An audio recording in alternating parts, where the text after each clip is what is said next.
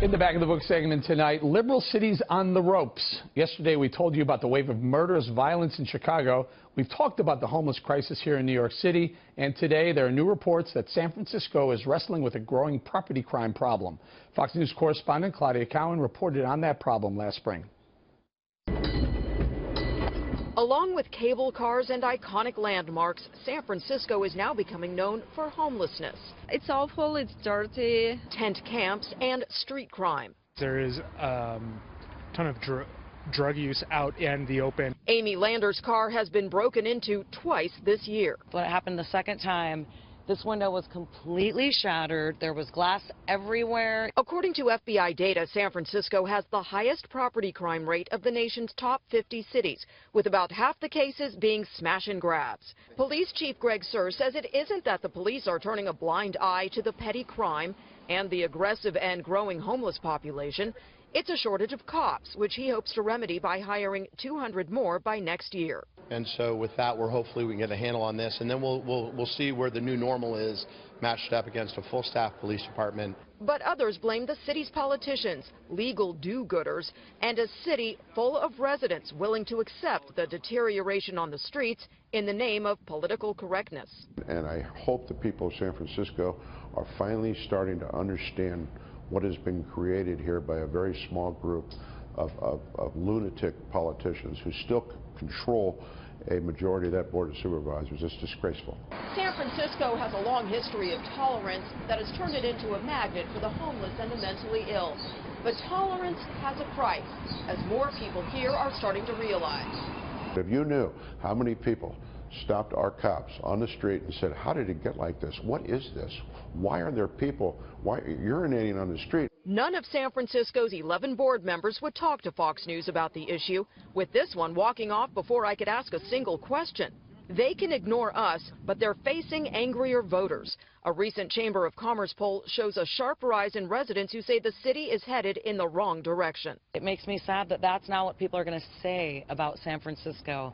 Oh, you have an incredibly high rate of property theft and vandalism. It's not what I want to be the conversation topic when I think about this town. A town learning the hard way, you reap what you sow. In San Francisco, Claudia Cowan, Fox News.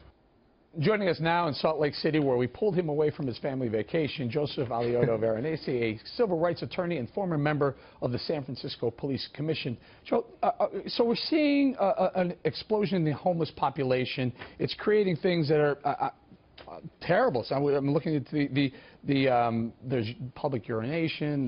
There's literally websites saying stay away from the streets. This street is very dirty. Why is San Francisco sliding into this abyss? Well, first of all, these are petty crimes. Violent crimes in San Francisco have actually flatlined. They have not gone up. But we have seen a slight increase in petty crimes. And my opinion is that over the last 4 or 5 years, we've gone through some criminal justice reform in California.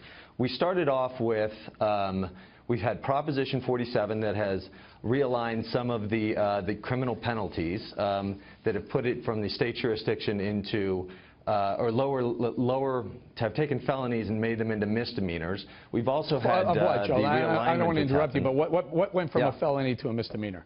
What type of crime? Well, it's lower level crime. So we're talking about these types of crimes that you're reporting on. Smash and grab, break a window, steal something out of a car.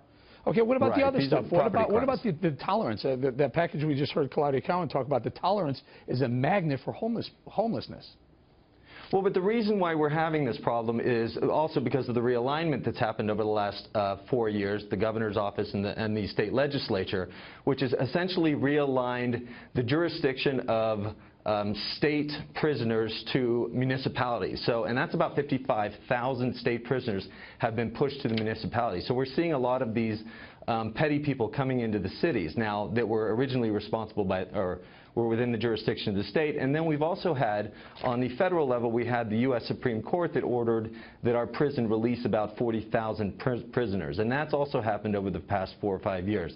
So it really is a minor miracle that our mayor and our chief of police, who we saw in that earlier piece, has been able to keep the violent crimes down. And what about one of the most blaring thoughts when you think of San Francisco? Think of one of the most prominent sanctuary cities in the country. Is this an issue driving some of the crime? Well, sanctuary cities isn't, because immigrants typically, we don't find that immigrants are people that are committing crimes at a per capita basis, and that's true across the nation. But what we do find is that in cities like San Francisco, where we're the hub of innovation, we're also the hub of innovation for policy. So we do have some policies like the needle exchange, which we started a few decades ago, which was really to prevent the spread of AIDS and other fatal illnesses. And that needle exchange has now been innovated into a needle give out. And so that's probably why you're seeing a lot more needles on the streets. And a lot of people would say, Joe, that assists in more drug use when you do things like that. I got to tell you, one of the most wealthy cities in the country per capita, not only on home values but also incomes, and you still have this problem. I mean, it just feels like you want to solve the problem, you're going to have to spend a whole lot more of your taxpayers' money. Well, we're trying to solve some very real problems here, and as you saw in the previous piece with our former chief of police, Greg Suhr, we're a city of 49 square miles. If you compare us to Manhattan, we only have 2,100 police officers, whereas Manhattan has 34,000 police officers. There it is. I think you just nailed it. Very big honestly, difference. Joe, I think you just nailed it. You need to up the police force. They got their hands full. Joe, we're going to have to leave it right there. Thank you very much. I'm all for that.